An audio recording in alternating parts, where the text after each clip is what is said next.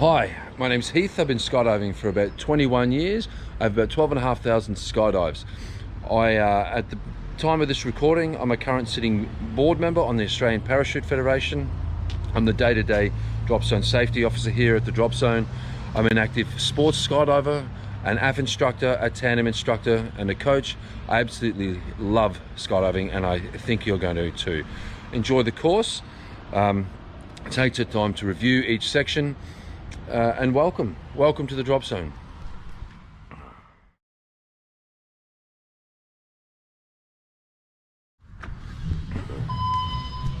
Welcome to the drop zone.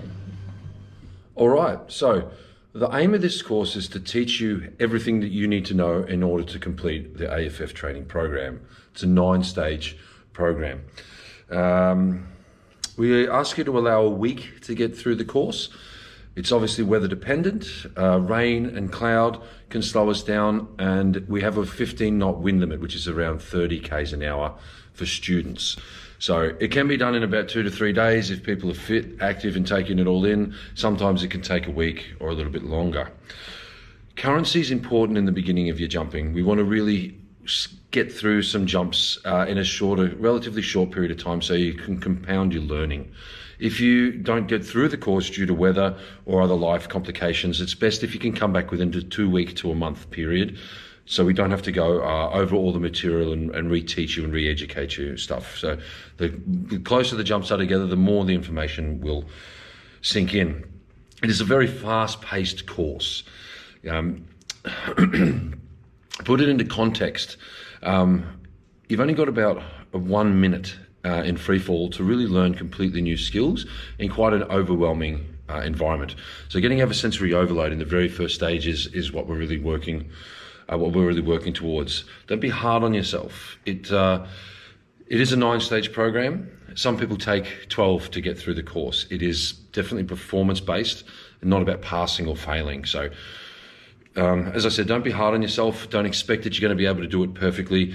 Expect that there are going to be some hurdles. It's not a very physical activity, although you do need to be reasonably fit to skydive. Almost anybody can do it. It's more of a mental game and more of a mental challenge. Being calm and focused in your mind is a great asset, and a lot of the skill sets that you can learn through skydiving actually translate into a lot of skill sets in other aspects of your life.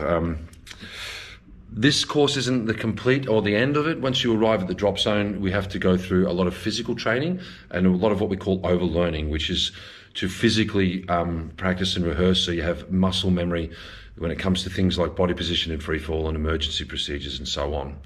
Skydiving is flying. You have to be engaged, you have to be actively involved and proactive in the decisions and the way in which you're going about it. It's not a show ride. From the moment you get in the airplane to the moment your feet are back on the ground again, you have to be engaged and concentrating and focusing on what you're doing. You don't have to be serious in skydiving, but you do have to take it seriously. So enjoy the course. Thanks for coming. You are going to absolutely love what skydiving has to offer. Thank you.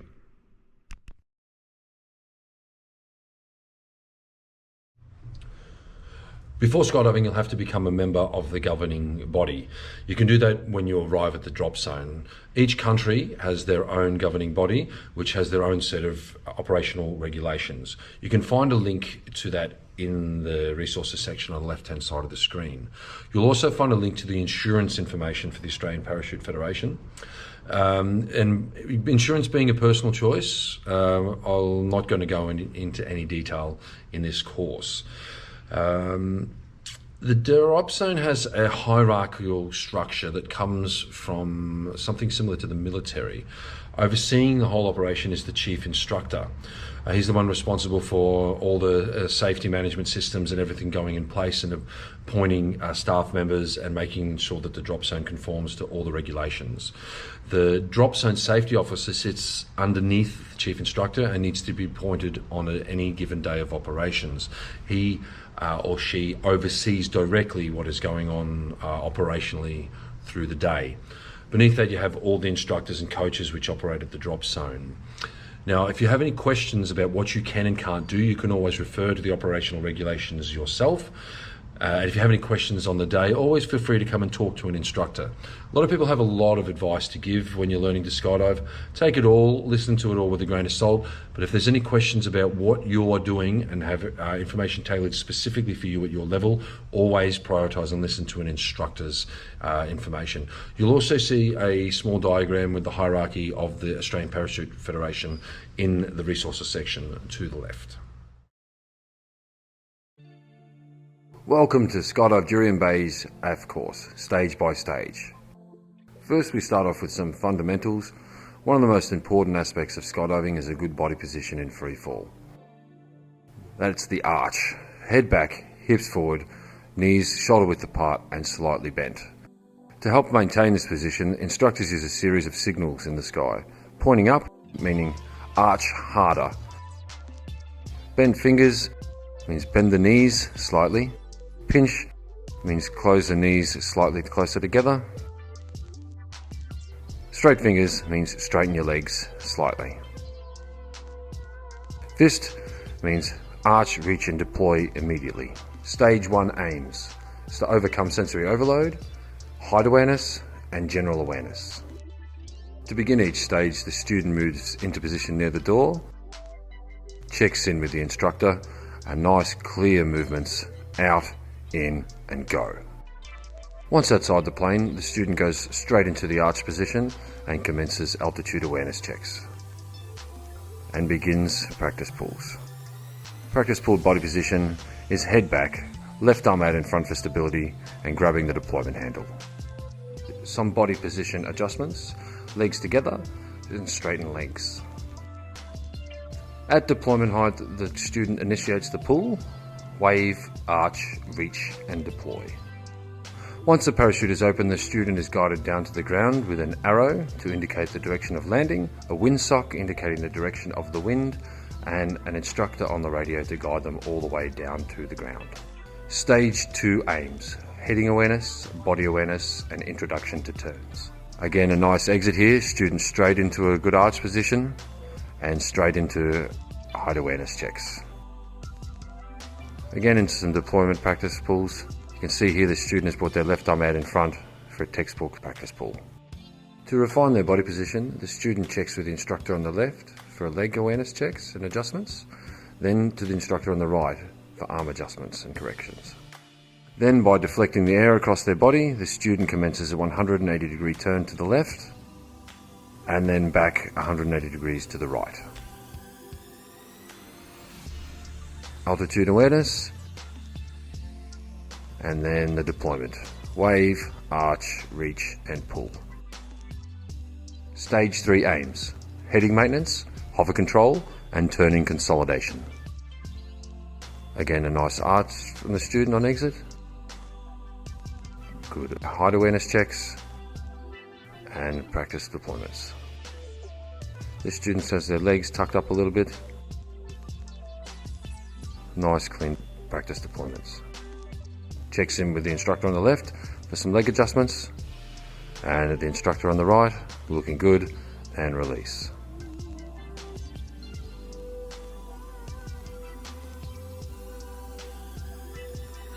Nice heading maintenance there. Altitude awareness and release.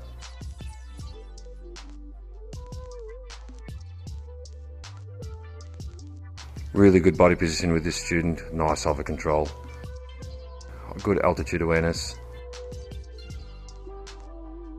and time for the pull, wave, arch, reach and deploy.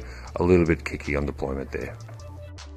Stage 4 aims: heading awareness, hover control and solo freefall. Nice smooth practice pull.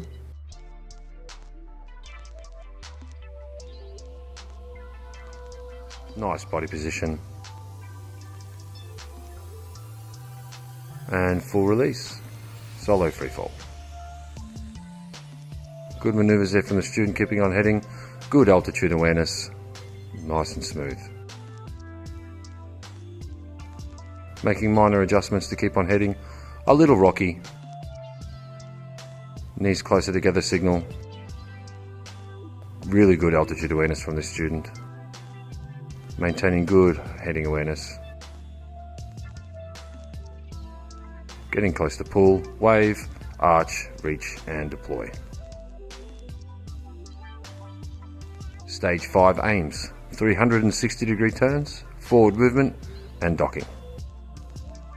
Good altitude awareness and nice controlled 360-degree turn from this student. Legs are a little tucked up, but nice and smooth. Awareness check before moving into some forward movement by extending the legs, arms slightly back and a dock. Altitude awareness before moving on, a 360-degree turn to the right and some more forward movement with some altitude checks in between. And now the pull, wave, arch, reach and deploy. Stage 6 aims, solo exit and consolidation of turning and forward movement and docking. Nice exit from this student, presenting their arch to the wind. Little rocky, but maintains a good body position and levels out. Little bit of a turn here. Some eye contact really helps to maintain heading awareness. Clean practice pulls, arch more signal and forward movement.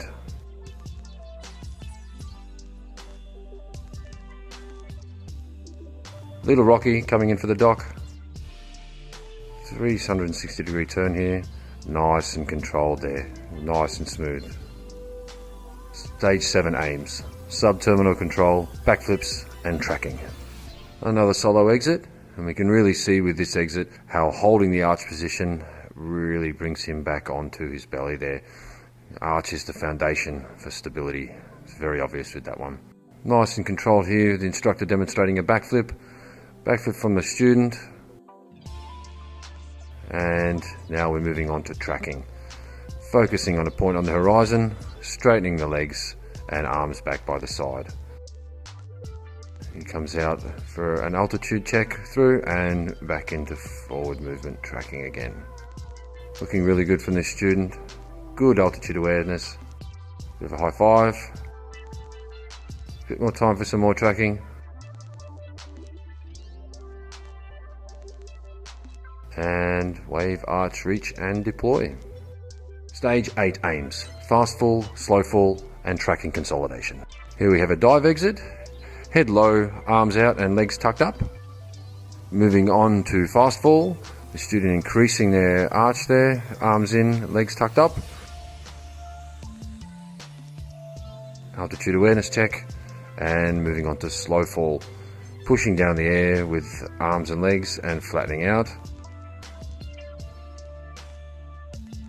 And more tracking.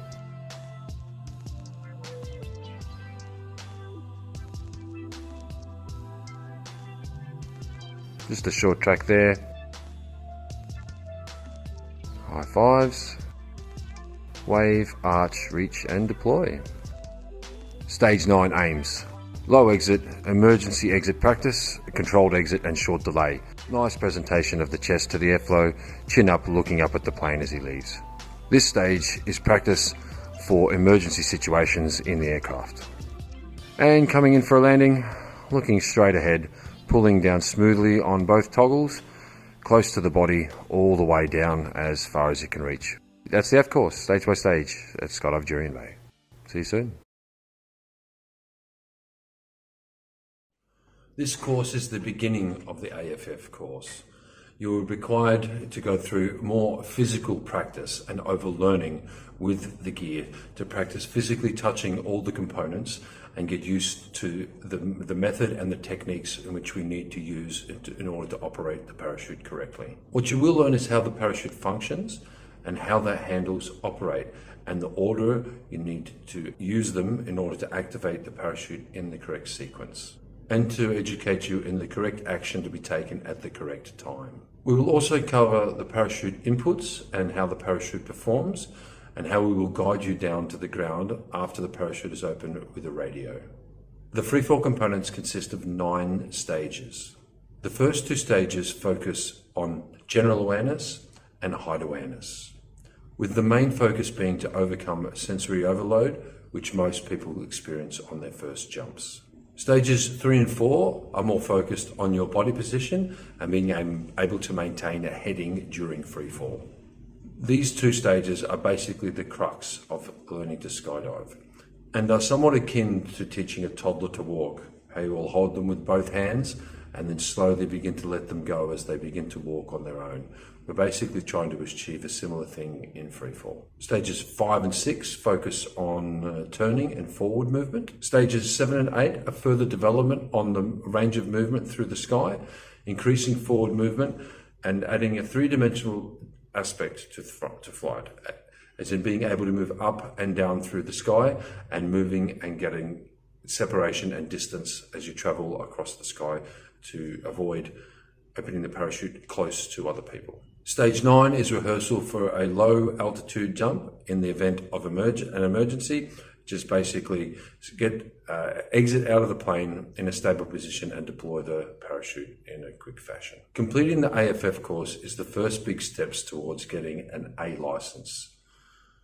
An A license is recognised internationally around the world, although the parameters for achieving it range and vary slightly from country to country. I will include a short video breaking down all of the stages in the resource section. Before getting on a flight or a load, you must make sure that you are registered in the master log with Manifest. And after your jump, all your details should be recorded in a logbook. The logbook is a legal document and documents all the experience that you have in your skydiving up to present. I will also include examples of this in the resource section. Be sober. There is a zero tolerance to drugs and alcohol while skydiving. Skydiving is not cheap and can be mentally draining in the beginning. Be sure to be well rested and drink plenty of water. You will get the most out of skydiving when you're in a flow state, in the moment and at ease. Give yourself the best opportunity to do that. At the end of the course, there is a small exam. This is not about pass or failing. It is about demonstrating acquired knowledge to ensure that the instructor has competently passed on all ideas and all concepts that we're talking about in the course. So here's a quick look at what AF Stage 1 is going to look like.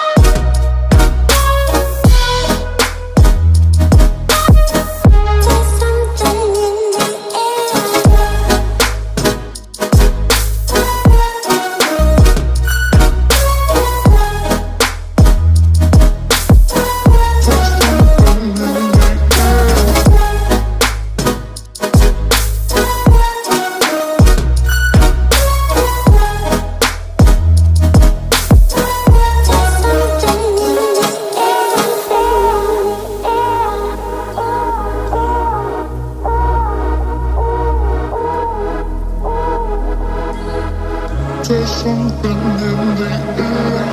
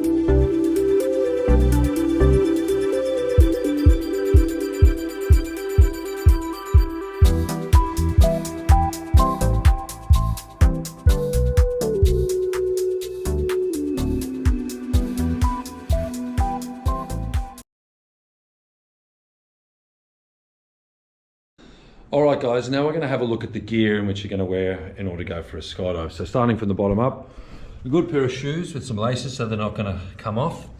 A jumpsuit, which is form-fitting, not too loose, not too tight. We're going to have an altimeter on the left wrist so we can measure what altitude you're at through the jump. A radio on the chest strap so the instructors can communicate to you. It's one way. They can talk to you, but you can't talk to them. A foggy pair of goggles, a helmet, and of course the parachute itself.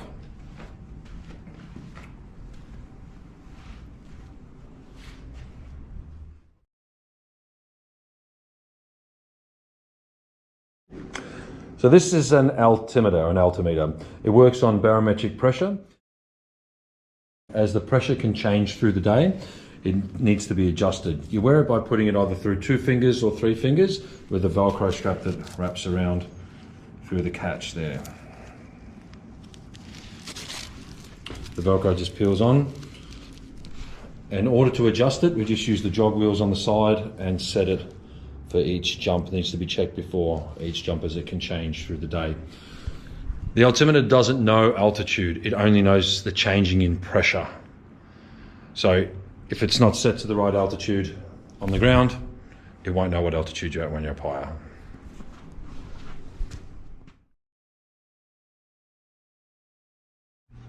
All right, guys, so now we're going to look at the parachute itself in more detail. Down the bottom section here, we've got the main parachute. The top is where the reserve is. Down the bottom here, we've got the bottom of container where the pilot chute sits, housed in the bottom of the system. Underneath this flap is the main pin. The reserve pin sits underneath the clear window here with the AAD. Now looking at the front of the system, we've got the leg strap and the leg strap adjusters, the chest strap and the chest strap adjuster. And on the right hand side of the system, we've got the cutaway handle to remove and detach the main parachute and the reserve handle on the left hand side. Up the top, we've got the 3-ring system, which is what detaches the main parachute away with the cutaway handle. And then up on the right-hand shoulder, we've got the RSL, or Reserve Static Lanyard, which is connected to a MARD. We'll go into further detail about that later.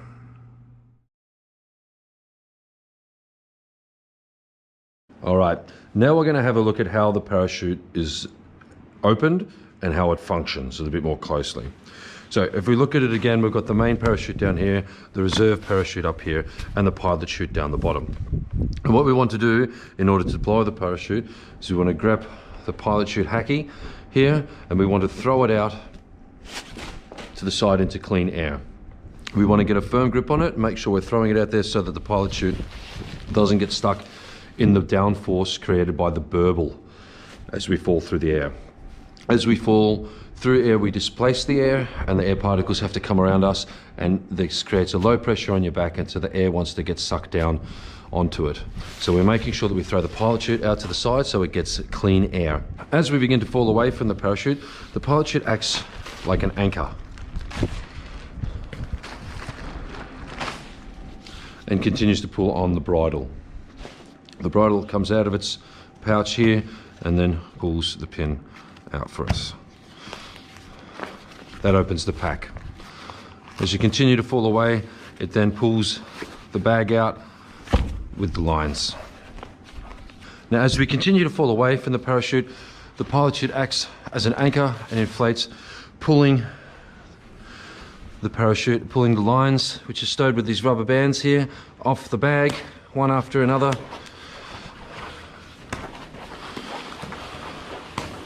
Until we get to the end, and then the parachute comes out of the bag. And we can see here, the pilot chute is currently armed. When the parachute comes out of the bag, the bridle slides along here and collapses the pilot chute. This needs to be rearmed after each jump. The next thing that happens is the parachute wants to fill with air. So the parachute has inlets on the front of it here.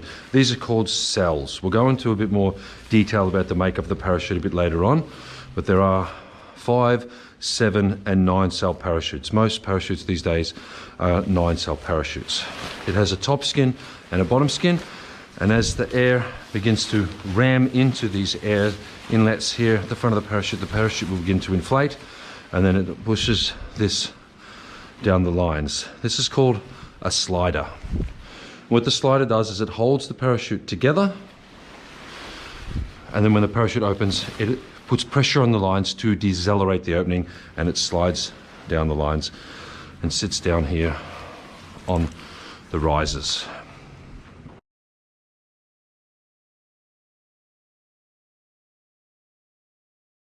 If we look at the system itself, starting from the top, we have the pilot chute. We have the hacky sack. We have the bridle. Then we have the pin, the main closing pin, the D-bag, deployment bag, or D-bag for short, which is attached with the bridle to the top, roughly around the center of the parachute on the top skin. We have the canopy itself. Then we have the suspension lines, which are then attached to the risers. They're called the risers because they rise up from the parachute itself. We have the slider. The purpose of the slider is to decelerate the opening of the parachute. And then on the back of the rear risers, we have the toggles. The toggles are what we use to control and steer the parachute, and they're connected to the brake lines. Around the back here we have some excess brake line. So you can see when we deploy the parachute and we want to open and control it after we've done our checks, we grab the toggles, we pull on, and it releases this excess brake line. The reason the toggles are set at half brakes is to prevent forward movement and surge when the parachute opens. Without the parachute packed with half brakes, the parachute would open and fly a lot faster straight away, which is dangerous if two people open facing one another, so they have time to turn and avoid one another, avoiding collisions. It's also to prevent the parachute from opening hard. The opening is slightly softer with the parachute set in half brakes. Now, if we look at the reserve functions in basically the same way as the main does, barring a few small subtleties. One being, this is the top of the pilot chute for the reserve. It looks like this. So we can see a whole pilot chute, bridle and free bag assembly here, with the bag not being attached to the parachute itself. So if we have to cut away the main parachute and use the reserve, the pilot chute and debag, or free bag as it's called, will then fly away and land somewhere where we have to go and find it. This reduces some complications we can have with the deployment assembly being attached onto the main parachute. The reserve pilot chute also has a spring inside it and is compressed into the rig like so that when the pin is pulled, it fires the spring off your back. Once the reserve is open, it flies and functions essentially the same as the main parachute. Slightly lower performance, but with still the same setup. You control it in the same way with the toggles on the rear of the rear risers.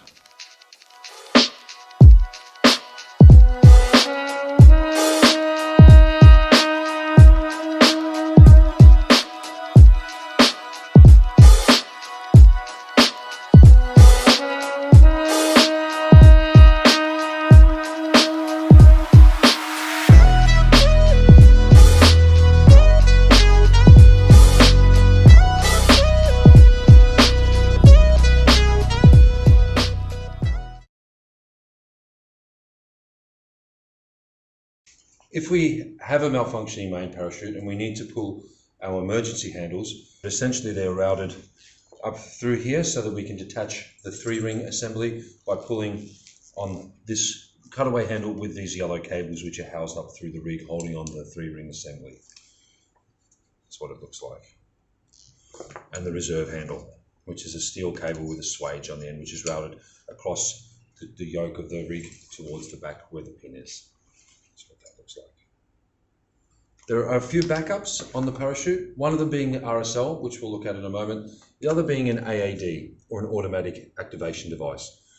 This device sits in the bottom of the reserve tray down here and is then has the control unit routed up through the rig down to the front where you can turn it off and on and read the display, and secondly the cutter. How the AAD works is similar to an altimeter. It doesn't know altitude, it only knows air pressure. It turns itself on at about 1,000 feet on the way up in the plane, and if it measures that you are still in free fall, going at a high rate of descent, then it will fire a small explosive in this little chamber here and then cut the loop. The closing loop is passed obviously through this hole here. It is a backup. It is mechanical, it is electrical, and it can fail. They have a very good history of working, but that is a backup. The second backup we have is the RSL, or the Reserve Static Lanyard. The way that that works is this lanyard is routed over the shoulder and connected to the reserve pin. So as you pull the cutaway handle and you begin to go back into free fall, this RSL is attached to the main riser. It will then automatically pull the pin and fire the reserve pilot chute for you. If you look at the webbing there, it is quite thin. This little shackle here is also quite thin. This is a backup. It is a very effective backup, but it is a backup, just like the AED. You do never rely on these things and always perform full emergency procedures.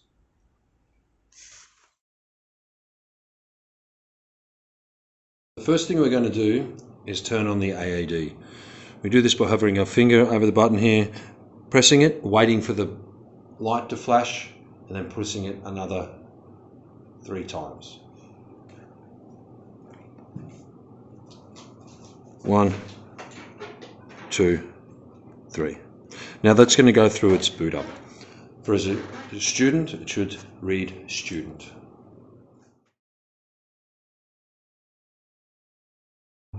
So here we can see, suspended under the harness, the toggles are on the rear of the rear risers as they rise up from the shoulder. Now we're going to have a closer look at the 3-ring assembly here. In the event that we have a malfunction and we need to jettison or cut away the main parachute, we need to pull on the cutaway handle, which pulls on these yellow cables, which allows the yellow cable to pull through the loop to release the loop from the small ring through the medium ring then detaches from the main one and we go back into free fall. We'll notice here the RSL, Reserve Static Lanyard, is a backup that runs over the shoulder and is then connected to the reserve pin, which would then fire the reserve pilot chute. The 3-ring system is a lever and pulley system designed by Bill Booth. It reduces the amount of pull force required to pull the cutaway handle in order to detach the main parachute. The reserve cable is routed from the handle up over the shoulders to the pin down the back here, and by pulling on the handle we can deploy the reserve pilot chute.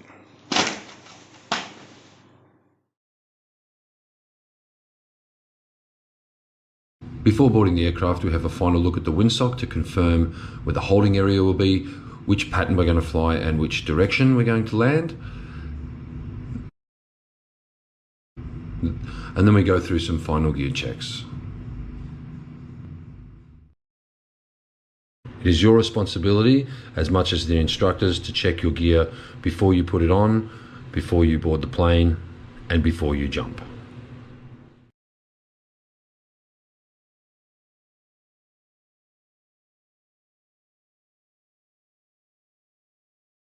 When approaching the aircraft, it's important to approach it from the rear or the side. We never approach an aircraft from the front. There's the propeller at the front of the plane. Even if you're smart enough not to walk into it, it makes the pilots very nervous.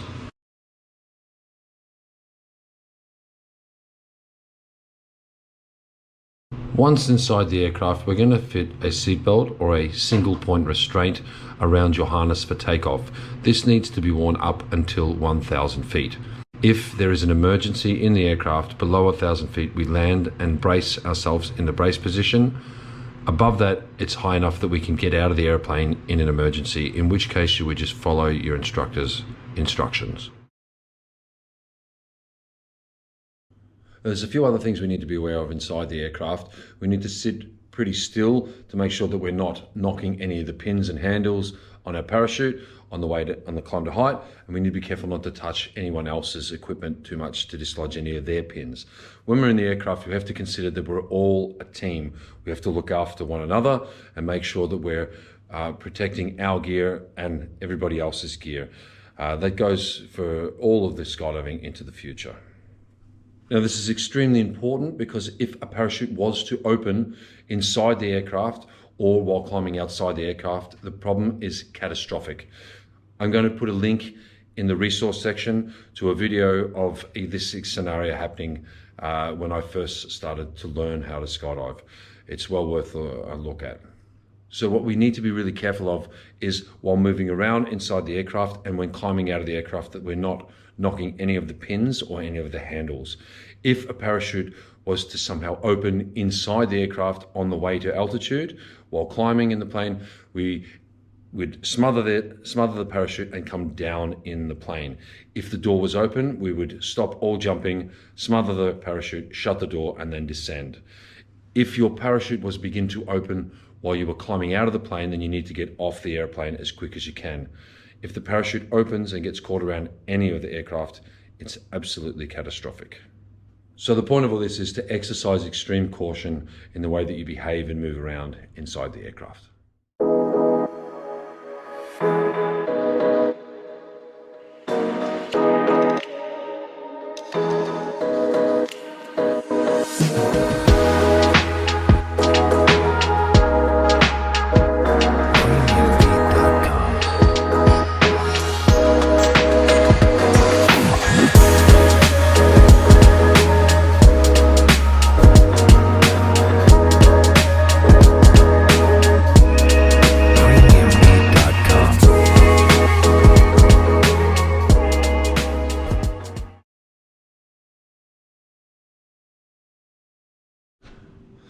All right, so now we're going to start talking about how we're actually going to get out of the aircraft, what body position we need to be in on the exit and through freefall, and how getting out of the aircraft actually works. So I've drawn a little diagram here with a little aeroplane talking about the direction of jump run, which way the plane is running in, and the relative airflow. So as the plane flies through the air, the relative air is obviously pushing towards the plane because the plane is moving through the air. When we leave the airplane, we actually get thrown from it with an arc and a bit of a curve, just like as if you were in a car and you were to throw an orange or a tennis ball out the car window, it doesn't go out and fall straight down. It uses the inertia as it's traveling from the car. So the same thing happens to us when we leave the aeroplane. We get thrown and then we begin to fall straight down. So when we're in free fall, the relative air is coming vertically. When we exit in the aircraft, the relative air is coming horizontally, and we call that the hill. Now, once we're outside of the plane, it takes us about 10 seconds and about 1,000 feet to go through this arc until we're falling vertically. Then for each subsequent 1,000 feet, it takes us about 5 seconds to fall. It varies a bit from person to person, weight to weight, but that's about the average.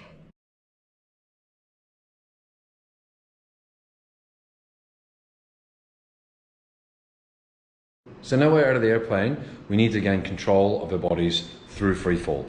The easiest way to do that is what we call an arch.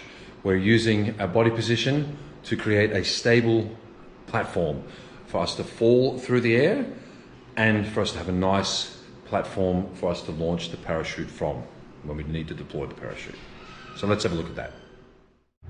So here we can see a profile of someone training in an arch position, with their hips being the lowest center point on the body to have a lower center of gravity and also an aerodynamic shape to allow the air to pass over and around the body. A quick look at how the arch is going to help us. If we imagine our bodies as just being flat as we leave the airplane, and we pretend this piece of paper is our bodies, if we let it go, it just flops and waffles down towards the ground. So if I take that piece of paper and I put it into more of an aerodynamic shape, much like a shuttlecock with a lower center of gravity down the bottom, if I let it go now, it's going to fall a lot more stable. Once again, if I throw that up in the air, it's always going to fall with the weighted side down. This is what we're going to try to simulate with our bodies. Okay, so now we're going to look at the arch. So what we want is the hips to be the lowest part of the body. We want a straight line from elbow tip to elbow tip with 90 degrees at the elbows. Head up and back. Shoulder blades squeezed together, buttocks squeezed together, legs shoulder width apart, toes pointed, engaging the calf muscles, legs about 45 degrees. This is a very good arch.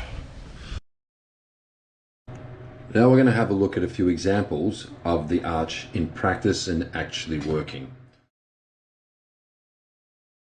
We can see in this example, the student sets himself up in the door, nice, ready, set, go, and then presents his body to the airflow as he leaves the airplane, and then holds the arch for a nice, stable entrance into free fall.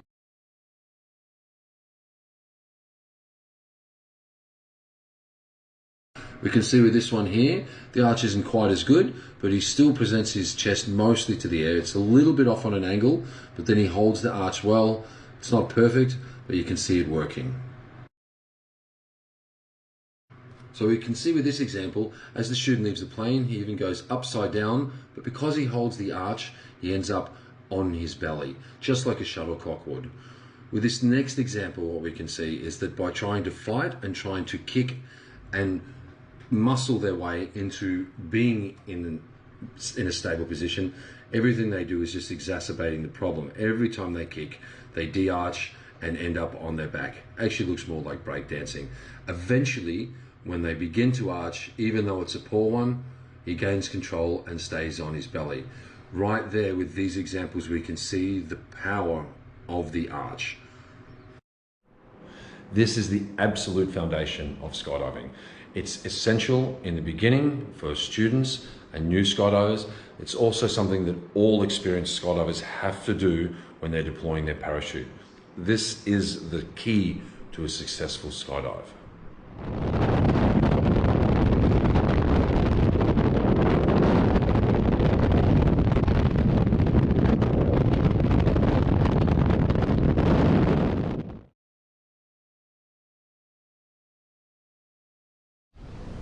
All right, so we've talked about the hill and the relative air. We've talked about the arch. Now we need to talk about how we're going to get out of the airplane into free fall. It's obviously crucial that we exit the plane in the right orientation. We're going from a static environment, still air inside the aircraft, into the airflow by stepping out. And we know that the relative air comes from the front and horizontally, not from vertically. What we have at the drop zone is a framework like this, so we can practice the exits. This shape here is the same size as the airplane we're jumping out of. It's got the same handles like the airplane does. What we need to think about doing is setting ourselves up so we can present our upper body, arms and legs into the relative air as we come out of the airplane. We want to get set up in the door. We're going to check in with the instructor before we go. This is to make sure that we're all leaving the plane as a team and at the same time. Experienced skydivers are going to do this when they jump. If I go for a jump with some mates, we set ourselves up in the door and we're going to have a count and an exit timing together. Yeah, ready, set, go. So what we want is a nice clear out, in, go, so that you're leaving at the same time as the instructors and they know exactly when you're going to leave. That's a verbal communication and a physical one as well. We want to be set up on the edge, right near the edge of the door, so that we're on the precipice of leaving, so we don't have to travel too far to get out, and it's easier for the instructors to go with you. So let's have a look at that in detail. The red light comes on, which is when the radio gets turned on, goggles go on, helmet goes on, done up, and gear checks are done. Orange light comes on, the door is open. Green light, it's time to go.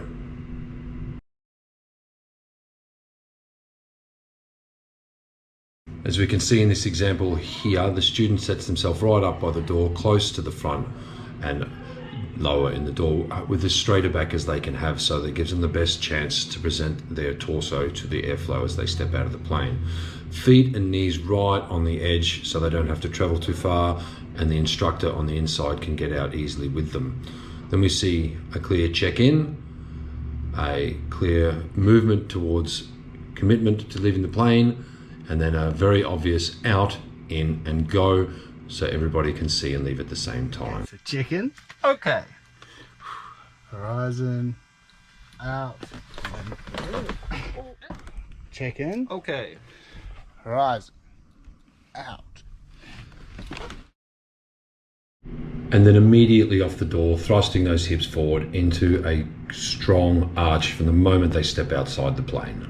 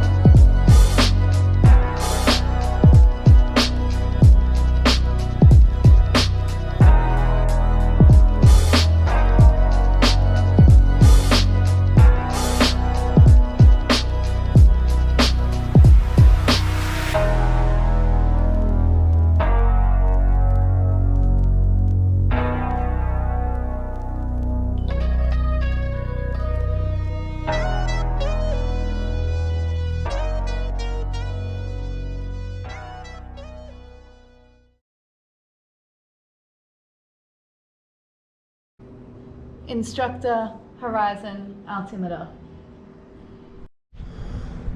Circle of awareness.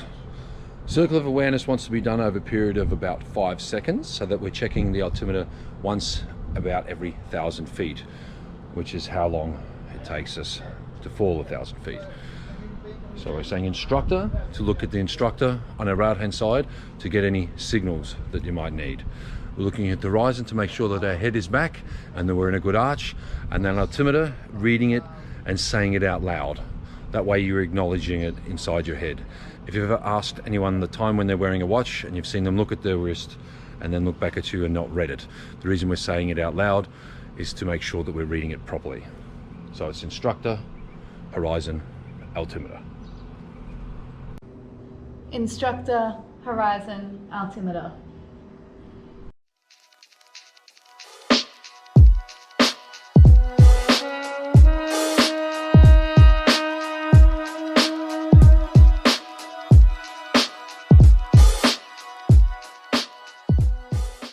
Once you're out of the aeroplane, you want to take a moment to breathe and exhale and get over the sensory overload that usually takes people a few seconds. Then take a moment to feel your body position. We want to have that nice arch shape. And we're going to go straight into a circle of awareness. After the first circle of awareness, we're going to go into 3 practice pulls. Now, the practice pulls are done to ensure the correct position while touching the pilot chute so that you've got a good arch, your head is back and your left arm comes around in front. If you have any problems finding the pilot chute, let the instructors help you at this point. If they grab your hand and try to reposition it, don't fight them, let them help you. Let them help you. We're going to do 3 practice pulls, as we said. So the first one is with a tap, the second 2 are then in your own time.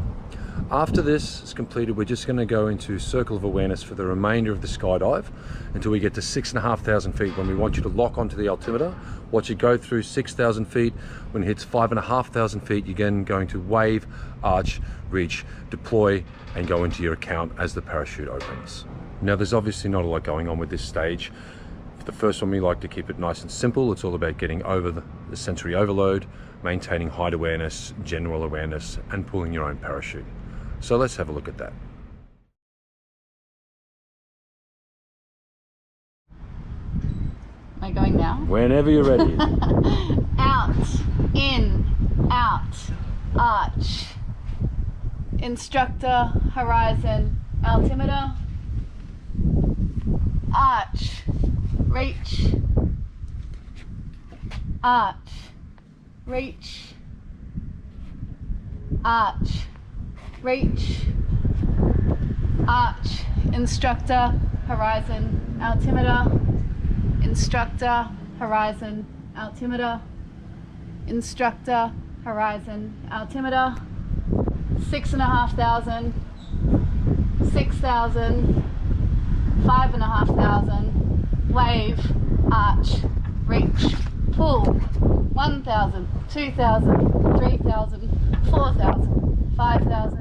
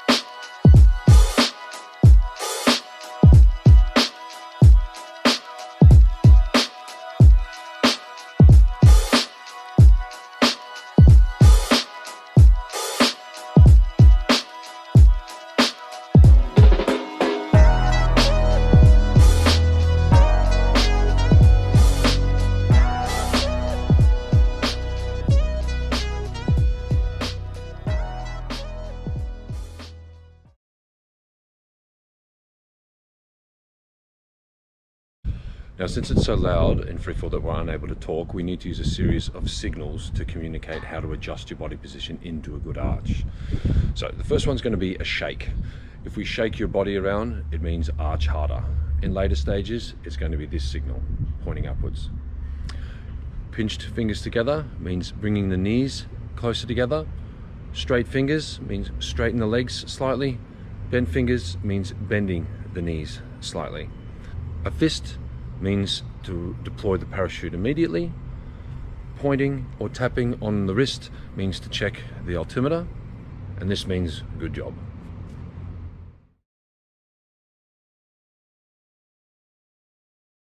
So now we're going to have a look at the training bra. It has the same emergency handles on the chest, and around the back it has a mock pilot chute which we can use to train with.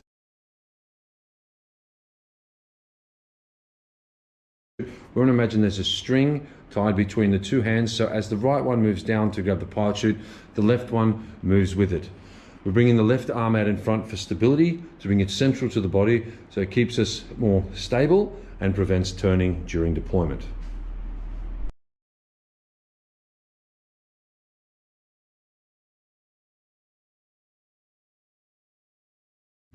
We can see in this example the correct technique is to reach with the arm all the way, the long way around down the side of the body, keeping it level with the torso. Here's an example in free fall. In this example, we can see a poor technique, reaching the arm down in front of the body. This is unstable as it's reaching the arm into the airflow during free fall.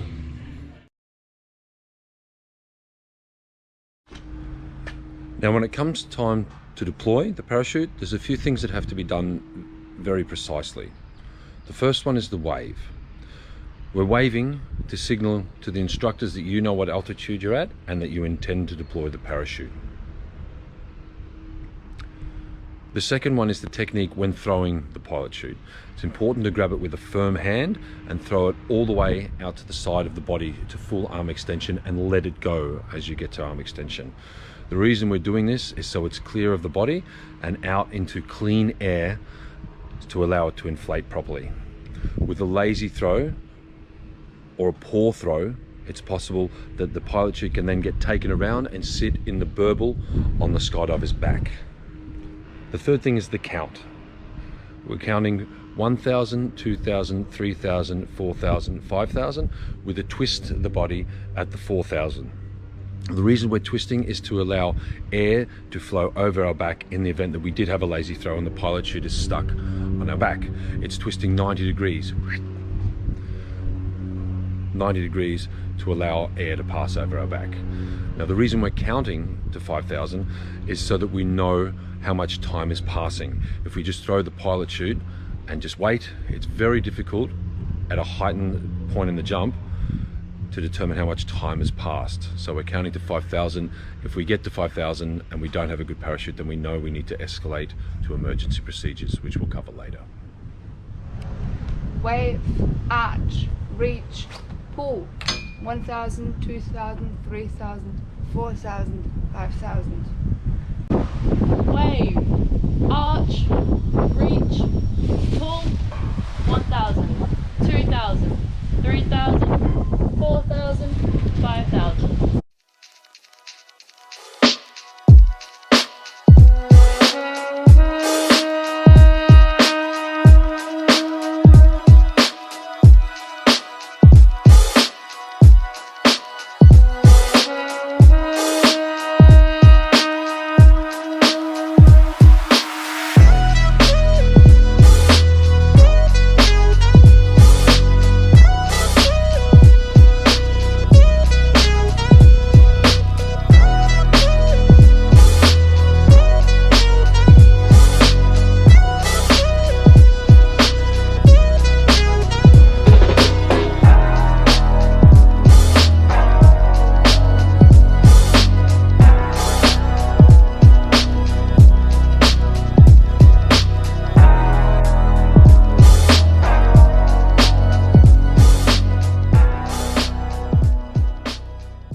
Part of the canopy checks that we're going to move into shortly require that you understand what steerability check is, which is going to be releasing the brakes off the rear of the rear risers and doing 2 big flares. We're going to have a look at this now. This lets us know that we know how to control the parachute. We can steer the parachute. If we can flare the parachute, then both control inputs are working. It also is an opportunity for you to try and feel what the flares are like and what it's going to feel like when you're coming in to land. Secondary, it lets you also know that you can fly and land the parachute. Okay, so just to recap, we have the 1,000 to 5,000 count with a twist at 4,000. This is to determine how much time has passed, to know we have a parachute and we don't need to escalate to emergency procedures. And the twist is to clear the air on our back in case the pilot chute has gotten caught in the burble on our back, like we see in these examples here.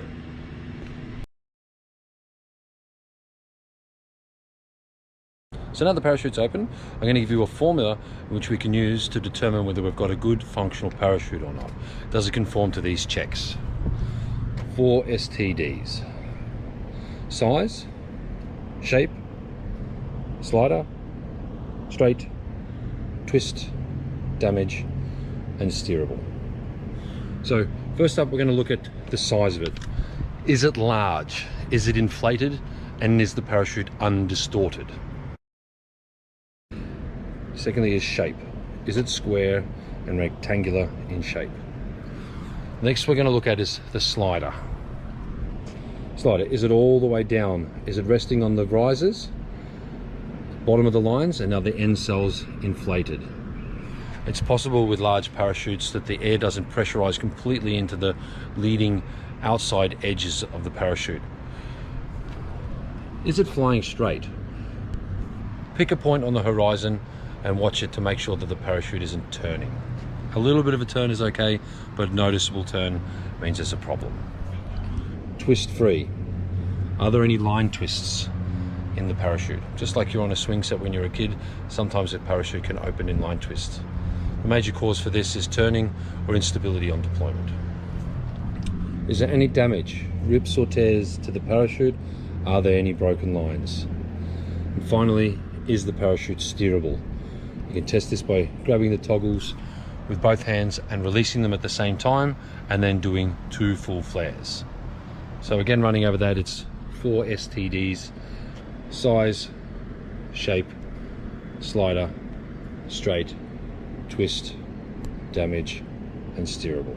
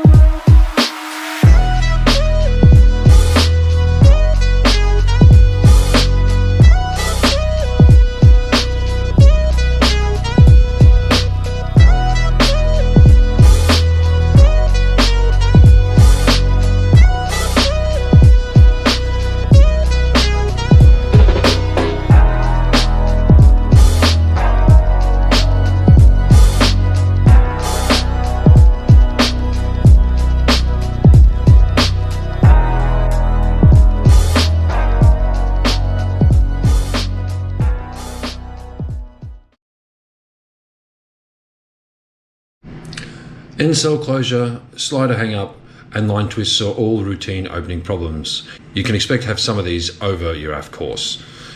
End cell closure is caused by low pressure in the wing, causing the end cells to fold over. This is easily fixable, just like a slider hang up, by 2 flares.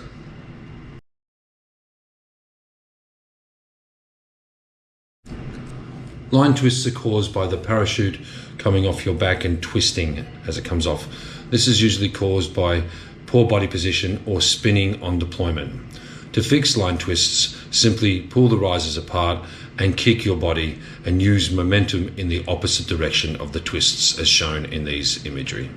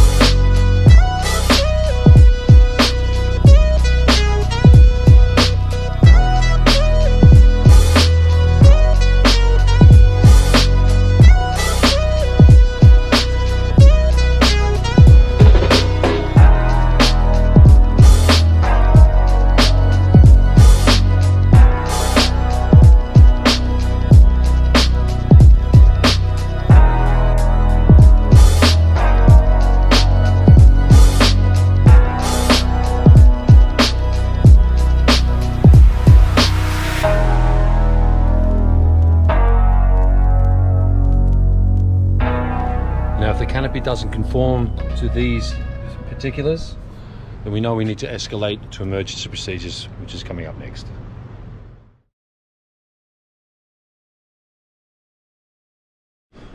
All right, so emergency procedures are next. This is something you're going to have to relearn and practice, and it's going to be physically done at the drop zone when you arrive. Overlearning needs to happen so this becomes second nature. There's a few really important steps to it, so I'm going to run through those with you now. The first one is with looking at the handles before we grab them. The reason we're looking at the handles is to make sure that we're grabbing onto the actual handles and not to some other part of the harness. If we don't look at what we're grabbing, we may be going in the wrong part of the harness.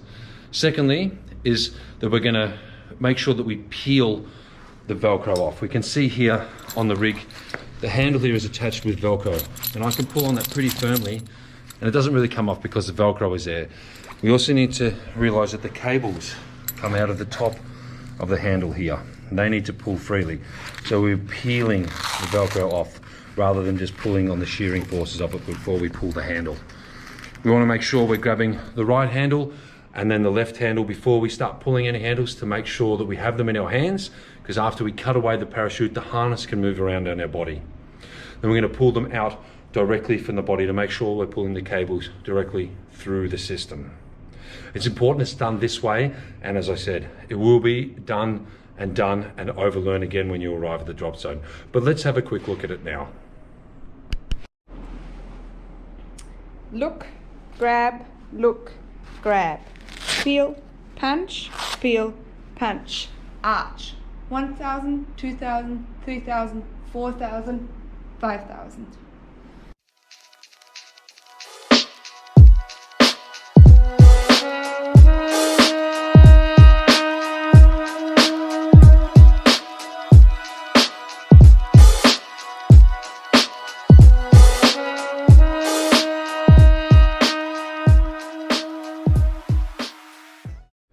It is extremely important that emergency procedures are carried out in the right order.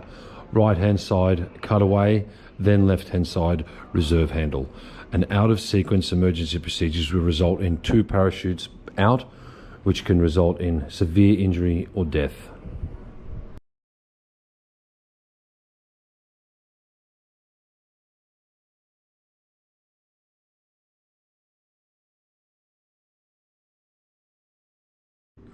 Malfunctions come in a couple of different categories: low speed and high speed. Although they're very rare, they are a part of skydiving. We're throwing lines of material into 200 kilometers of wind, and even if packed correctly, sometimes things can go wrong. To do the best to avoid malfunctions, we need to deploy stable and follow normal deployment techniques. And the chances of having a malfunction are very rare. And with good gear maintenance, good gear checks before each jump, malfunctions are extremely rare. However, we had a student here the other day who had a malfunction on jump 1. Although that is a very rare occasion, it is something that we do have to be aware and plan for each jump. We're doing everything we can to prevent it, but we are operating on the assumption that it can happen on any jump. So the absolute need for stability, a good arch, and a good clean deployment and pilotage throw are absolutely essential in order to prevent malfunctions. Let's have a look at some of those. First, let's look at an unstable deployment. It's very easy to see looking at this footage how this could cause problems with the parachute opening.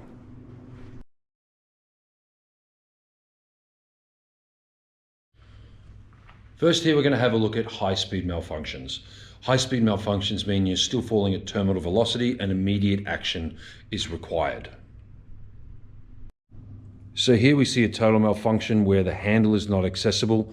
You would try 1 second time to find the pilot chute. If you were unable to find it, then you would immediately go to emergency procedures. Here we have a hard pull. With a hard pull, you could wedge your elbow into the side of the container and again, try 1 more time. If you are unable to extract the pilot chute, then you would go straight to emergency procedures. The next 3 high-speed malfunctions essentially have the same procedure. You would get to the end of your 5,000 count with a twist, and if you didn't have a functional parachute, then you would go straight to emergency procedures. With a pilot chute in tow, you've obviously extracted the pilot chute and it's sitting behind you and it's not pulling the parachute out. You would get to the end of your 5,000 count and then commence emergency procedures. With a bag lock, same thing.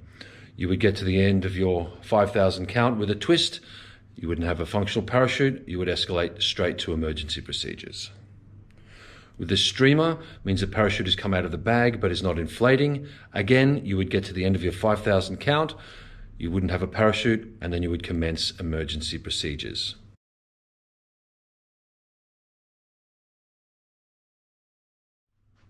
So with these three malfunctions, it doesn't particularly matter whether you recognize a malfunction or not.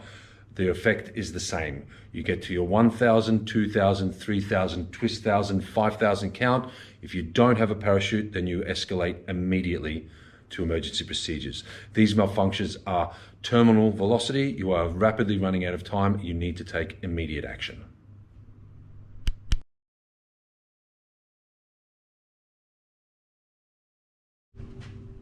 So a horseshoe malfunction. This is a particularly bad malfunction. There are two types of horseshoe malfunctions. The first is poor stability, poor pilot chute throw, and having some of the parachute getting caught around your body, in which case you would try once to clear it and then escalate immediately to emergency procedures. The second scenario is you've knocked the pins or had something happen through poor gear checks with the closing loop not being in good condition and the main has come out of the container while the pilot chute is still in the pouch. If this is the case, you can try to throw the pilot chute and hope that the parachute opens well, but you would only try once and then escalate to emergency procedures. This again is a terminal velocity malfunction. Immediate action is required. You can prevent this malfunction by proper gear maintenance, proper gear checks, and exercising caution in and climbing out of the plane.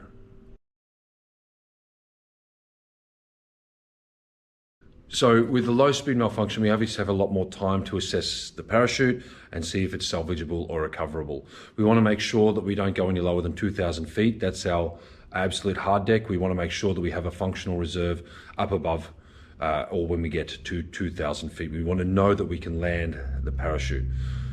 So we would go through our STDs checks, size, shape, slider, straight, no twists, damage, and steerable to make sure that we can land the parachute. If it doesn't conform to any of these checks, then we would escalate straight to emergency procedures. So let's have a look at that. There's a little production that's been made by the Australian Parachute Federation. It explains things quite well. It is a little bit dramatised. Enjoy.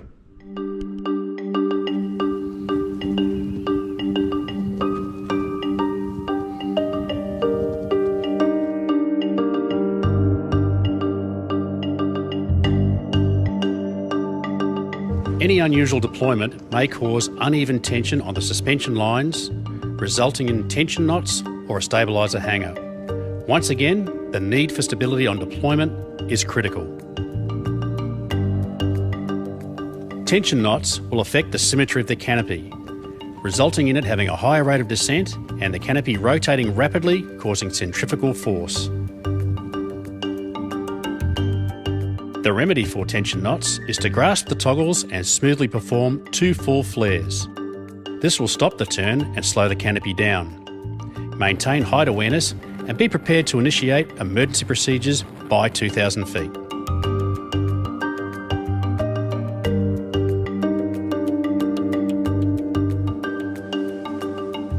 Maintaining height awareness is critical in all malfunction scenarios. You must make a decision by 2,000 feet and commit to either cutting away or landing it.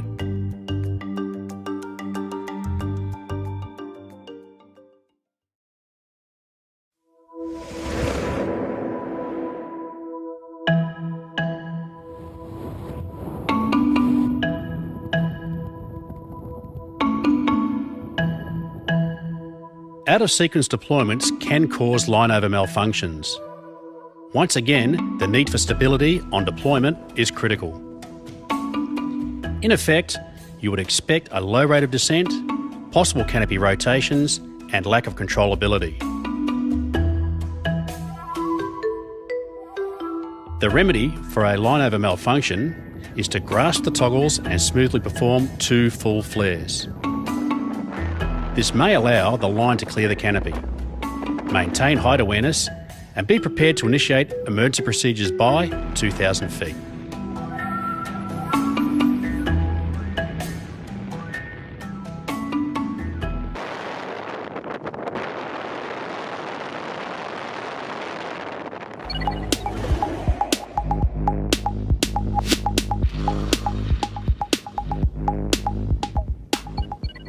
Unusual forces on deploying canopies can be caused by a head-down or unstable deployment. Age and sun damage can also contribute to the strength of the canopy.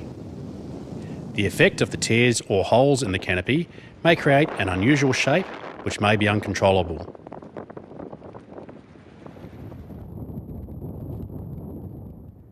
The remedy for a damaged canopy is to initiate emergency procedures by 2,000 feet.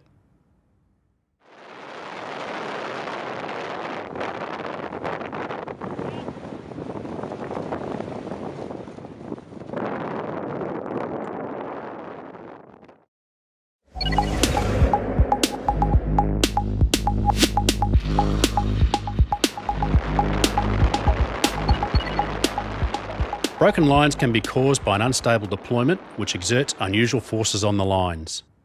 Line strength also deteriorates with age and exposure to sunlight.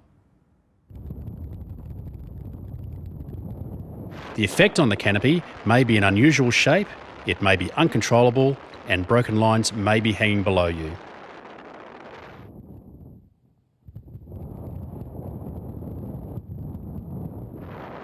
The remedy is to conduct the controllability check. Locate your toggles, do 2 full flares, a left turn, a right turn, and if it's still uncontrollable, initiate your emergency procedures by 2,000 feet.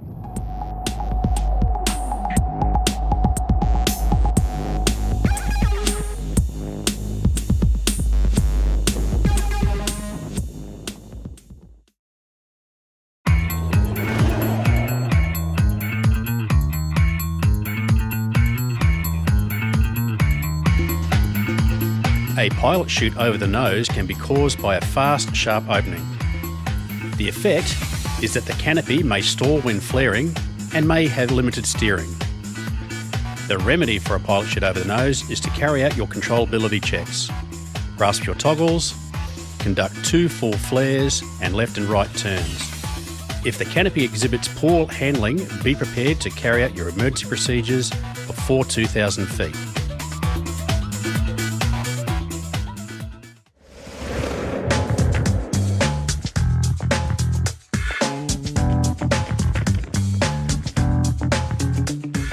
A jam brake can be caused by the excess brake line becoming dislodged and entangled during deployment. The effect is limited steering ability since one brake is locked in position while the other can move freely into either full drive or the full flare position. The remedy is to make 2 attempts to free it. If unsuccessful, initiate emergency procedures by 2,000 feet.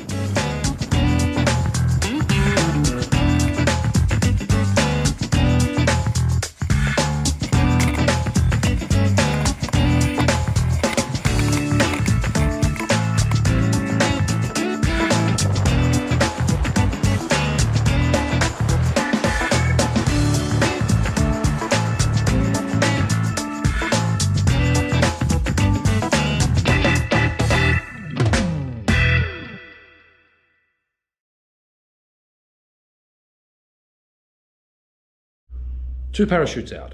There are some scenarios where we can end up with 2 parachutes.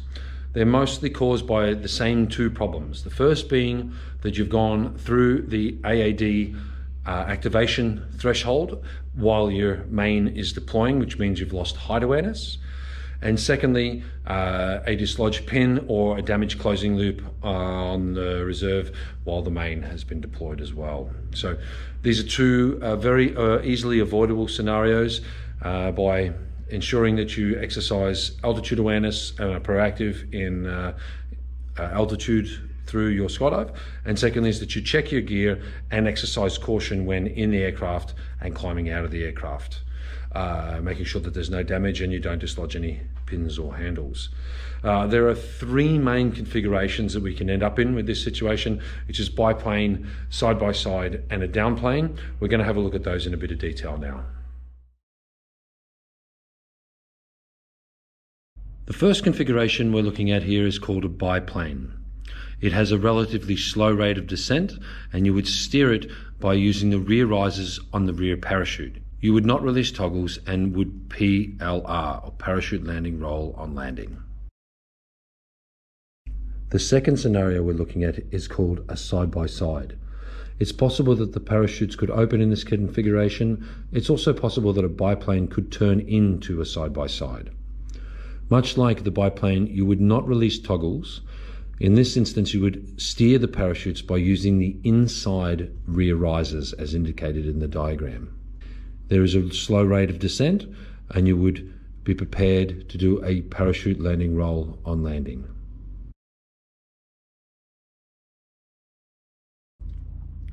The third configuration is called a downplane. It's possible that the parachutes would open in a downplane. It's also possible that the parachutes could separate from a side-by-side into a downplane. Immediate action is required, as both parachutes would be flying directly towards the ground. So cutting away would be the immediate action, and then you would land the reserve with the toggles.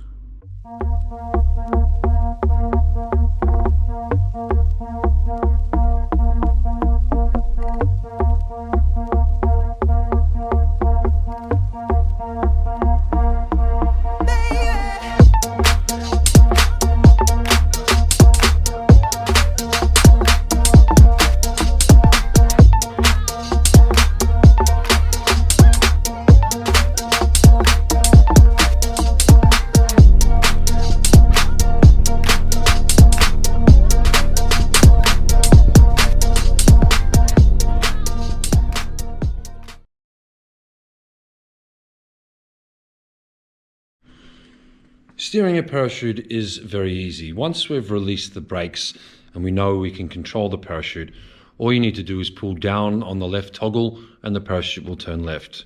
Pull on the right toggle and the parachute will turn right. The more you pull, the steeper the turn will be.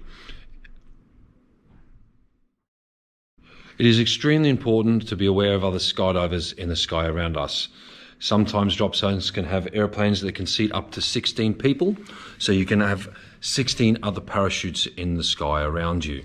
Now, as a student, that's very unlikely, but there could also be other students in the air. So we always want to make sure that we're looking in the direction we're going to turn before we do. Just like if you were crossing the road, you would look to check for traffic, or if you're merging in lanes in a vehicle, you would do a check before you merge.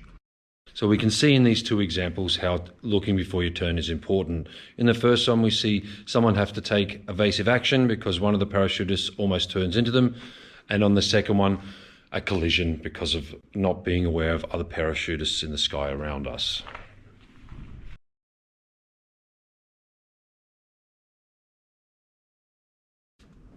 Now we're going to take some time to talk about flight cycles. For every input that you put into the parachute, it takes time for the parachute to recover and for you to be centered back underneath the parachute again. We pendulum and swing around underneath when we put in inputs. So we can see in this example here with the practice flares, how it takes time for your body to swing out in front of the parachute. Then when the brakes are released, the parachute then dives down in front, and it again takes time to be centered back underneath the wing. The entire time it takes to complete that process is called a flight cycle. So we can see it again here with the two practice flares, how much movement there is through the sky. This needs to be completed so that the canopy is in neutral flight for about 10 seconds before we come into land, so we get the most performance out of the parachute that we can.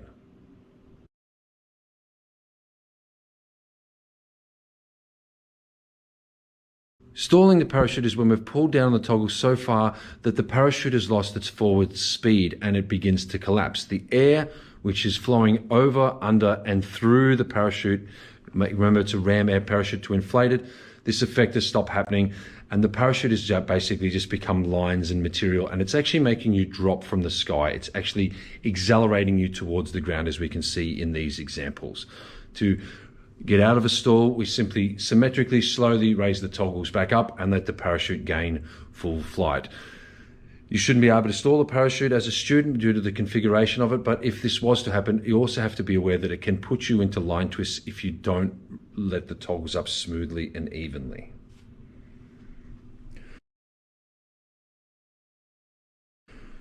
Here we see the effects of a big toggle turn. We can see relative to the other parachutists, this steep turn has lost lots of altitude and is accelerating towards the ground.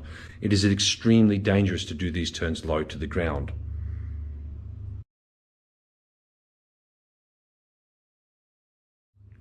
As we can see in this example, this person has done a turn too low to the ground, has not given the canopy time to complete its flight cycle, and is pendulumed into the ground. This skydiver was lucky not to be too seriously injured. It's very important when flying the parachute to focus on open areas where you want to fly to. There's a thing called target fixation, where if you focus on an object and keep looking at it, you end up flying and guiding the parachute straight towards it, as we can see with this example here. It's very important to look where you want to fly. Look to open spaces, fly to open spaces.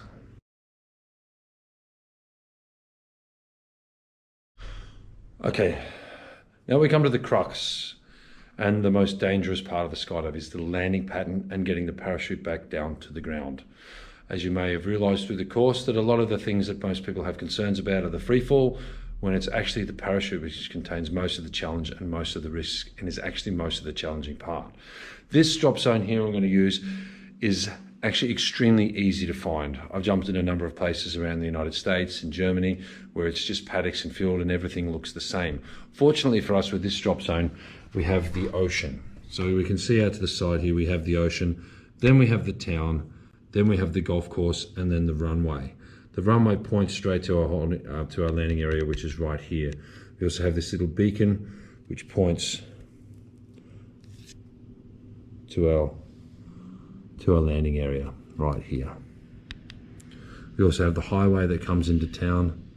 We have this dam here and this sewage plant here, and it's right in between, and the runway points right to it in between these trees. Very, very easy to find. Once the parachute is opened, we've done our 4 STDs checks. We know that we can land the parachute. Now the first priority is to turn and locate the drop zone. As we've just discussed, it's very easy to find, and this is it here. We're going to imagine it's a big circle here. We've got the runway, the trees at the edge of the golf course here, then we have the landing area here. Now in the paddock there's going to be an arrow. The arrow is going to point in the direction we are going to land. It's the opposite to the windsocks. So we have these windsocks here which are going to show the true wind line direction. We want to fly once the parachute opens so that the arrow is pointing towards us. The arrow indicates 3 things. Firstly, the direction of landing for all parachutes on the load, so we're all landing in the same direction. Secondly, it points in the direction the wind is coming from. Now that may be slightly offline depending on the wind conditions. Someone is always on the arrow and they are always holding it so it's facing in the one direction. Now at this point it's really important not to get confused between the arrow and the windsock. The windsock indicates the true wind direction. It has a large end and a small end. The wind goes in the large end and comes out the small end. You fly towards the windsock like you would be eating a carrot, from the small end to the big end. The arrow is the opposite. The arrow points into the direction that people are going to land, which is the opposite way that the windsock would be facing. The third thing it does is it points to our holding area. It's where we want to fly to after the parachute's open. So if we put that onto our map here, what we have is this circular shape around the drop zone. And what I like to imagine is from that we have what we call a cone of possibility. So we know with the arrow pointing this direction, it means that the wind is coming this way. Can't see those arrows. The wind is coming from this direction. So that means we want to land in this direction with the arrow. So I imagine we have a cone of possibility that comes from here. If we stay within this imaginary cone, we can use the wind to bring us back to the drop zone. the aeroplane should run in and drop us in an upwind place somewhere over here. That way we can use the wind to bring us back. Once we're there, we can open and we can see the arrows pointing towards us. And then I'm going to draw another quarter circle out here that connects to the cone of possibility, about the same size as half the landing area. And this is what I would consider to be the holding area. So once we're open under parachute here, we're going to turn, find the drop zone after we've done all our checks, and then we're going to fly into the holding area. And then we're going to fly a sachet pattern, just doing turns backwards and forwards inside this area at 2,000 feet, making sure we have a parachute above us that we know we can land. It's functional, flareable, steerable, no rips, no tears, all that jazz. Then we're going to stay within this holding area until we get to 1,000 feet. At 1,000 feet, we want to know where we are going to land, and we're going to fly to the edge of this holding area at the edge of this circle. And we're going to imagine this is a pizza, and there's a pizza box around it, and we're going to fly down the edge of the landing area, starting this at 1,000 feet, then turning in on our base leg here. We're going to do that at 700 to 500 feet, and then coming in on final at 300 to 200 feet. At that point, we would have our arms up, feet and knees together, getting ready for a parachute landing roll, arms up so we get the best performance out of the flare, and we will be looking up at the horizon. We want to look at the horizon much in the same way. If we were to stare out of a car window when we drive past trees, it's very hard to focus on the trees as they go past. The same thing will happen if we look down at the ground. We want to watch and look and see the perspective change as we come into land. We would listen to the instructor as we're flying on this last point. He will be on the radio guiding you through the flare, which will be arms up, feet and knees together, looking at the horizon, waiting, waiting, waiting. Start your flare, which is the key to go halfway, and then finish the flare all the way down. Halfway through, the instructor may say, hold it if you flared a little bit too high, in which case you just pause and wait until you're instructed to finish it off, and then holding it all the way down, getting ready to parachute landing roll. So once again, we open. The priority is to do our checks. After we've done our checks, we turn and locate and fly to the holding area. The arrow points to the holding area. We're going to fly a holding pattern in the holding area until we get to 1,000 feet. We start our downwind leg. At 700 to 500 feet, we start our base leg. At 300 to 200 feet, we turn in on final. Now, this is obviously subject to changing, varying wind conditions. If the arrow was to turn 90 degrees because the wind had turned 90 degrees, then we would have to shift this entire pattern 90 degrees. The holding area would be down in a cone of possibility down this southern side of the landing area. And we would fly from here into a holding area here, backwards and forwards, to do a landing pattern at 1,000 feet, base leg at 700 to 500, and then final at 300 to 200, and then into wind in another direction. Although you need to understand the basics of this, we're going to guide you down with the radio, and you're not expected to do this perfectly on the first time. There's a lot of variables in this. When how much wind there is during setup, how much you're going to get pushed sideways through your base leg with a bit of wind. So we'll go into some of those concepts in a little bit more detail. What we're going to talk about now is airspeed and ground speed. The parachute itself has a neutral flight speed to it. It varies a little bit with toggle inputs, but in neutral flight with your arms all the way up, letting the parachute fly, the parachute is going to fly at about 15 knots airspeed.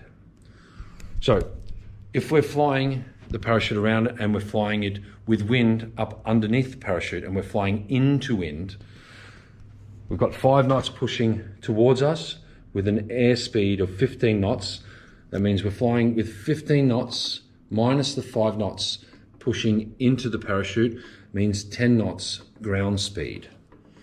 The airspeed is the speed of the parachute. The ground speed is a calculation of the airspeed of the parachute minus or added with the speed of the air. If we are flying with this 5 knots of wind, if this was to turn around and instead of having the wind pushing against the canopy, we're now running with the wind, it would be 15 plus 5 equals 20 knots ground speed. So we would actually be going faster across the ground. This is called ground speed, how fast we're traveling relative to the ground, and airspeed, how fast the parachute itself flies. What that means for our landing patterns is, again, we're open here, we're flying to a holding area which is inside the cone of possibility here. We're flying a holding pattern within the holding area here until we get to 1,000 feet, when we're going to fly our downwind leg, turn in on our base at 700 to 500 feet, and then turn in on final at 300 to 200 feet. That's what we would do in nil winds. We're going to travel the same amount of same speed across the ground on our downwind and our base and our final if there was no wind. If there was, let's say for argument's sake, about 10 knots of wind, if we look at this example here, when we start on our downwind leg, we're going to be traveling much faster with the wind coming from behind us, because the arrow is going to be pacing this way, because the arrow points to our holding area and it points in the direction we want to land. When we turn in our base, we're going to get pushed sideways because the wind is coming from this direction. And when we turn the parachute sideways, not only are we flying forward with the parachute, but we're also getting pushed sideways by the air. And when we turn in on final, we're not going to travel as fast forward, because we have 15 knots airspeed minus 10 knots means we will be moving at this part of the flight, we'll be flying at 5 knots across the ground. We always want to face the parachute into wind to land, so that we're getting the slowest, most controlled landing we can have. So now we're going to have a talk through someone flying a landing pattern. So we see with this person, at this point, we're going to assume that they've done all their canopy checks and they're comfortable to fly the parachute. Now they're at the end of it doing their practice flares. So we see one big full flare all the way down, and then a flight cycle complete, and then a second full deep flare. This confirms that we know how to flare the parachute and we know we can steer it, so we know we can land it. The next priority is to turn and locate the drop zone. Here we go. The drop zone's in sight. We know, although we can't see it in the footage, that in this instance the arrow is pointing towards the south. It's pointing from the runway on the left all the way down to the right to the ocean, following the highway in the background. So at the moment he's flying on the southern side, the southwestern side, flying back towards the drop zone.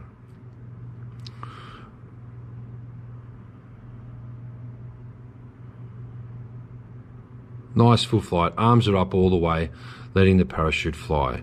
We see puts in small right hand and left hand turns here, a little bit of a turn to the left, keeping himself on the wind line. The arrow in this situation would be pointing straight towards him now.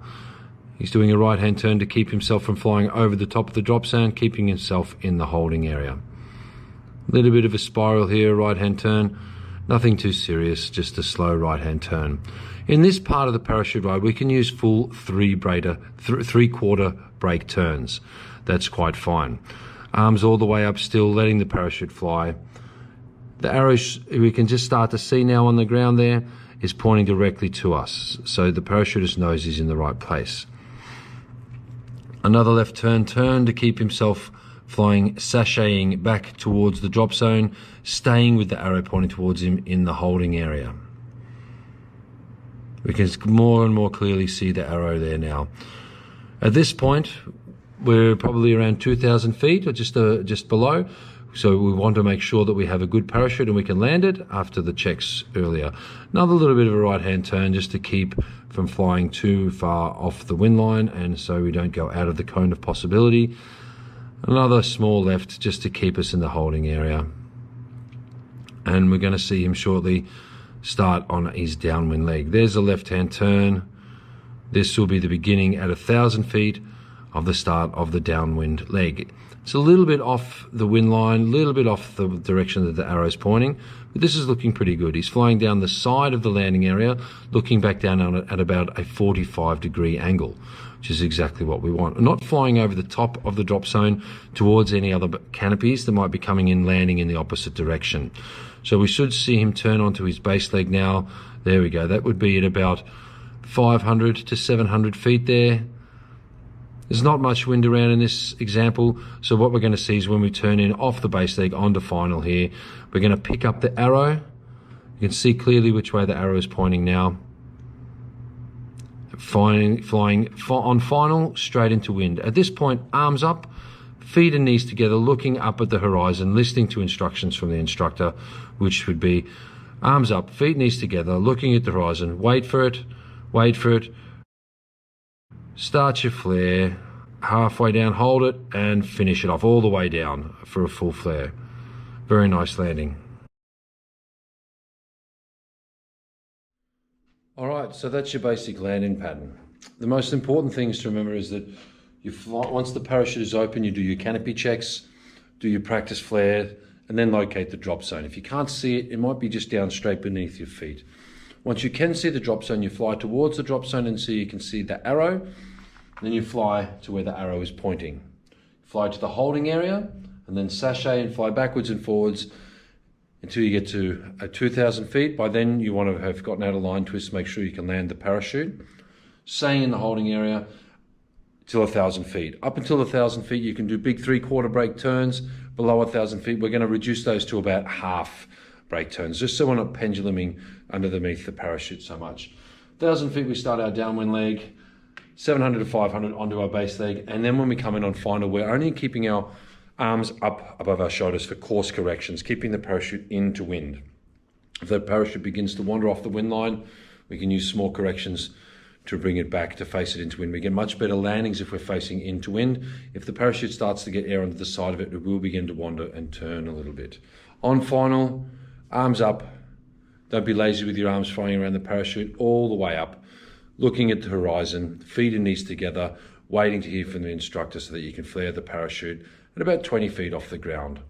Holding it halfway for a quick pause to plan out that angle that the parachute is flying, and then finishing it off all the way for that stopping power, holding it down evenly for a nice smooth landing.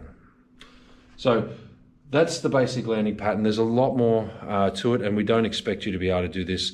We will go over this and over this as we go through the course and before we take you up for a jump.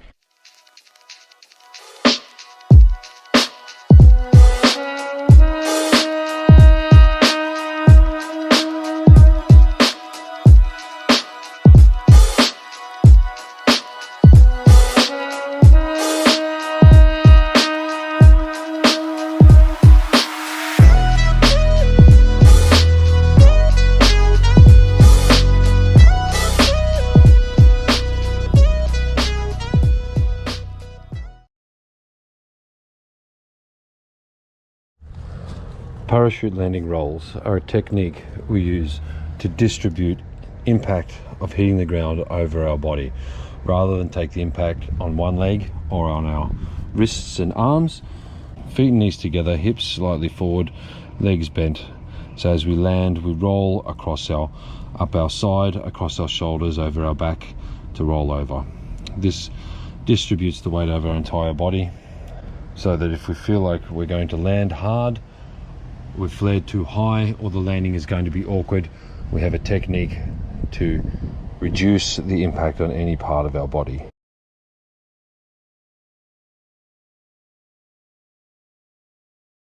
Flaring the parachute. We have to flare the parachute. The parachute comes down on its own angle of attack. As it gets closer to the ground, we need to change that angle of attack to slow it down. We want to land into wind to reduce the forward speed of the parachute. So if we look at this here, we can see the diagram that I've got here. Parachute is coming in neutral flight with this consistent angle of attack. Just like when an airplane comes into land, it gradually changes its angle of its attack, its attitude as it gets closer towards the ground. We want to do that with the parachute. How do we do that? Two-stage flare. The first part of the flare is going from arms all the way up to halfway down. And then from halfway down all the way down through our body, finishing it off the flare. The first part is stage 1, where we change the angle of attack to flatten out the landing of the parachute so that we're going along the ground. And then stage 2 is what it takes that flattened out flare and gives us the stopping power and slows us down. We want to do that smoothly, like this.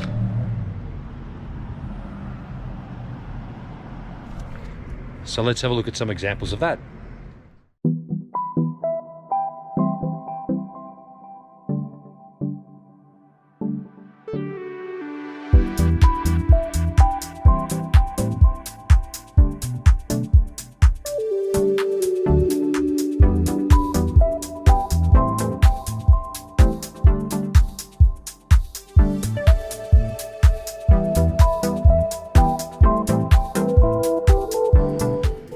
It's important to note on final approach, you have your arms all the way up, you look at the horizon so you can see the perspective change, small inputs only to the shoulder, feet, knees, getting ready for landing, and to do a PLR, a parachute landing roll if required.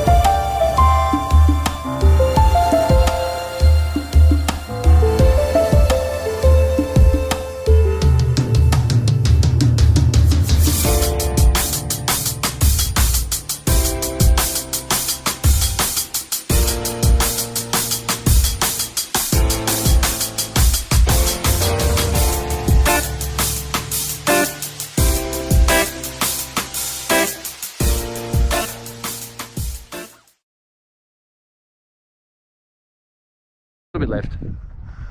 A little bit left. That's it, looking good there.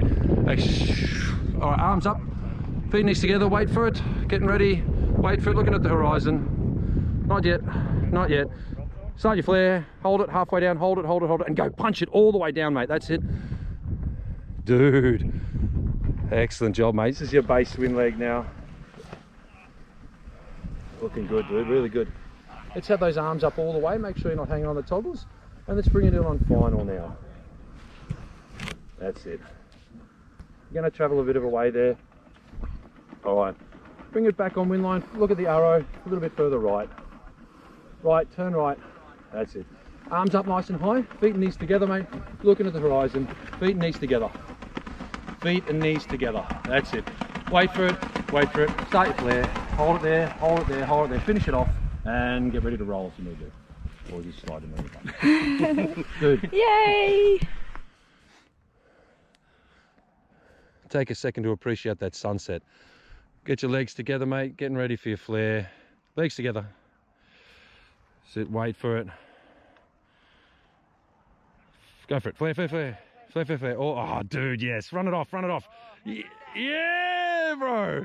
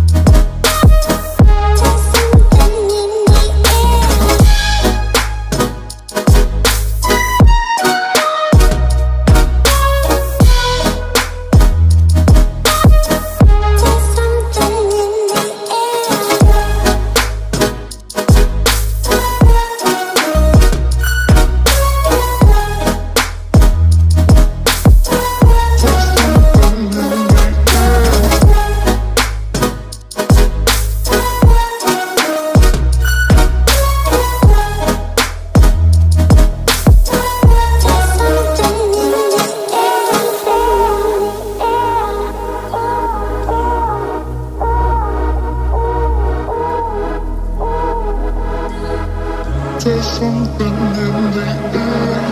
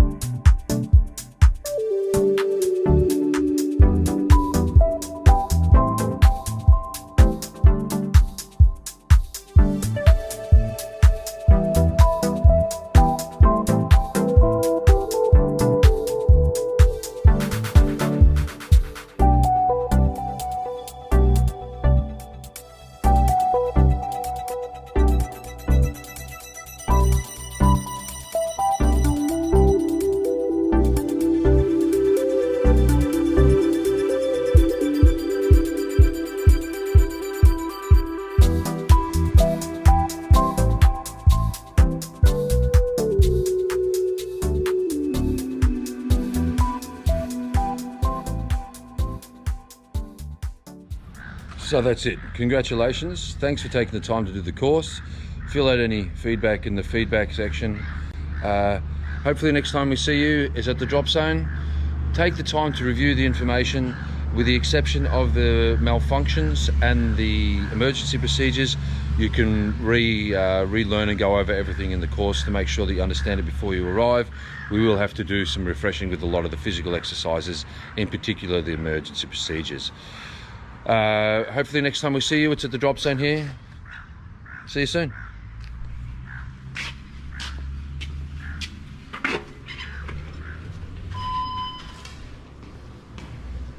So see you soon for a skydive. See you soon for a skydive.